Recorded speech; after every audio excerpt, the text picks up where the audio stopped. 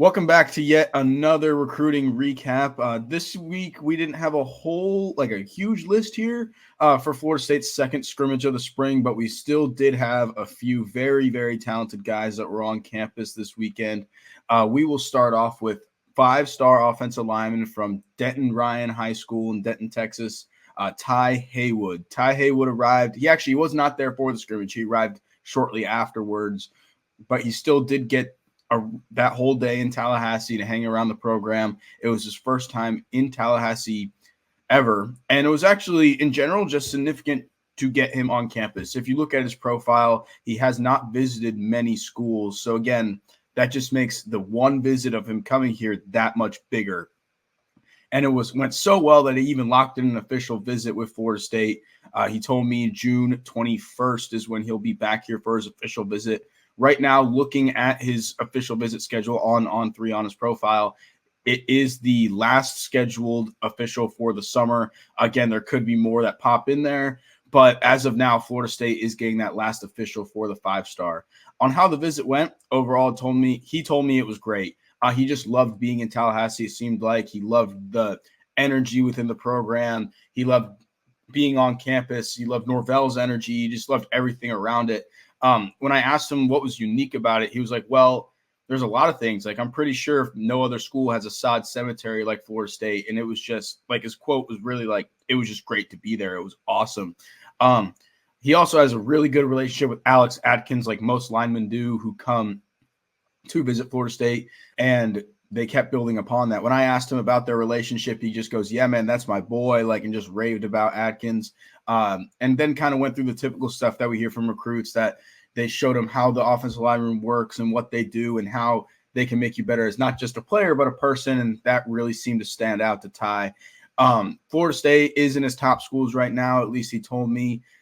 He does have a lot of official visits scheduled for the upcoming months. I believe it's 6 or 7, including UCLA, Texas A&M, TCU, OU, schools like that in that area around him, outside of Florida State and UCLA. But Florida State is definitely in this one again. The biggest thing to me is just that he was on campus, because he doesn't get on campus many places. Another one from Texas, the same DFW area, Dillon McCutchen from Lovejoy High School in Lucas, Texas, was on campus for his third ever time at Florida State this weekend. He came in for a camp in the summer, an elite camp in July, then the Miami game, and then he was back this weekend. He also locked in an official visit with Florida State. It was already scheduled before, I believe, but we just confirmed that with him when he was here. So he will be back for an official visit in June as well. This is one that I think, in my opinion, I feel that if signing day were today, I think he would be coming to Florida State. Now, I don't want to call them the leader right now because there's still a lot to go, but that is how I feel.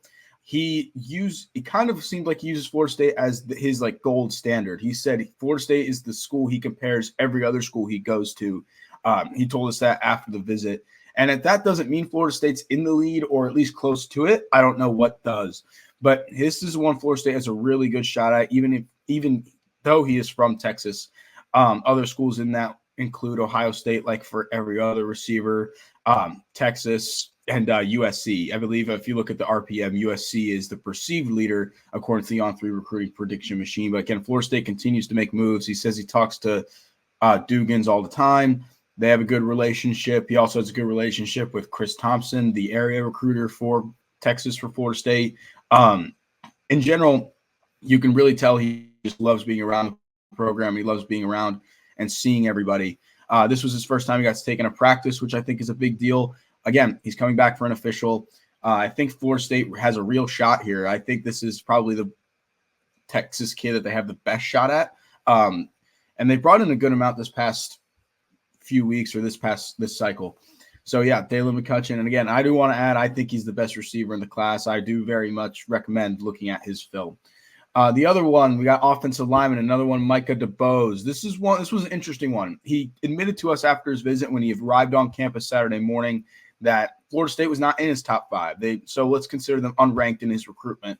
And then they shot themselves up to number 3, or at least he said top 5, top 3 after the visit. The other schools in that top 3, maybe above Florida State, would be Ohio State, LSU, and then FSU, and then he said Auburn or Alabama, Auburn to finish out the top 5. Again, this is one, the relationship goes a long way. Also very close with Adkins, also very close with Norvell. He said he would play for both of them. He just got a great vibe when he was on campus on Saturday. He was one of the visitors who was there the longest on Saturday. He arrived early before the scrimmage and didn't leave until around 6:30. So he got to be around the program all day long and really experience it. It just shot FSU right back up into this one. He is from Mobile, so it is hard. It is always hard to take Alabama kids out of Alabama. But considering that he told us the top 3 is LSU, Ohio State, and Florida State, I feel like staying in state for this guy is not a huge deal. And Mobile is only about a 3-hour drive from Tallahassee anyway. So Florida State is definitely very much in this one and made a huge jump this weekend. Now to Solomon Thomas, FSU commit, FSU's highest commit or best commit right now. I know this is one you guys love to talk to on the boards, asking about when he's visiting again.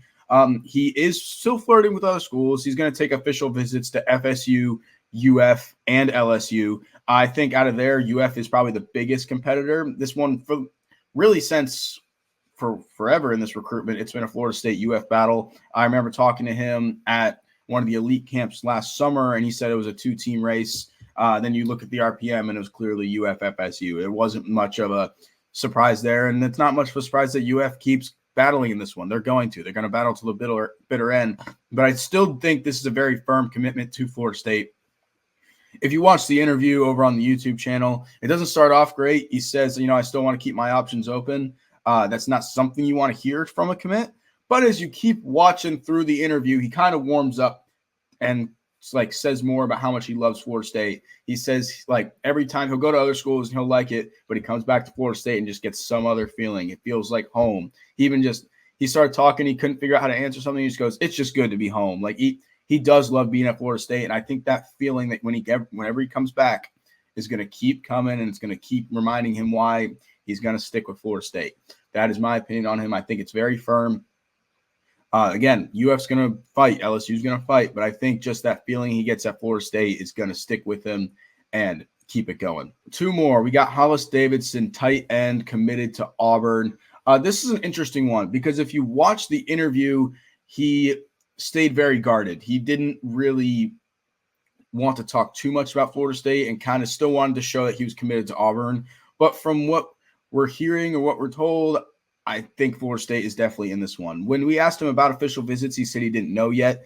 But I do think FSU took a big step this weekend on this visit, and I think they will get that official visit from him. Again, everything we're hearing is good on the FSU front. They're very much in this, even though the interview kind of seemed the opposite of that. So it gets kind of confusing there. But if you were committed somewhere and you didn't want to give off a wrong vibe or kind of something like that, you'd probably do the same thing. Lastly, Brady Schimel. This is the only kid on the list I haven't talked to yet. I'm supposed to talk to him later today or sometime this week. But I did get the chance to interact with him outside of more kind of while he was on the visit. It seems like he really liked it. This is one that I think is towards the top of Florida State's 2026 QB board, along with Brandon from North Carolina and Griffin from Tampa Jesuit. There's a bunch of other kids on 2026 QB board like Roman Seymour, who's an FSU legacy. Jonah Winston, even though I'm not really I don't think he's playing much quarterback anymore.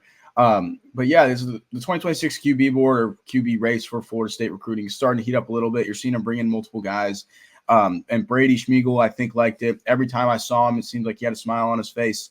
So I'm excited to talk to him. But in general, with what we're hearing and what I've just seen body language-wise from interacting with him and talking to him briefly outside of more in and out of the visit, I think it went very well. He has a lot of connections or a few connections from previous relationships inside the program already. So it kind of made it feel like home or seemed like it just felt homey right off the bat. But yeah, that's all we got for you guys today. Thank you guys for watching. I don't think there'll be a huge recruiting weekend next weekend as there's no practice or a scrimmage Saturday. The next big weekend will likely be the spring game, April 20th.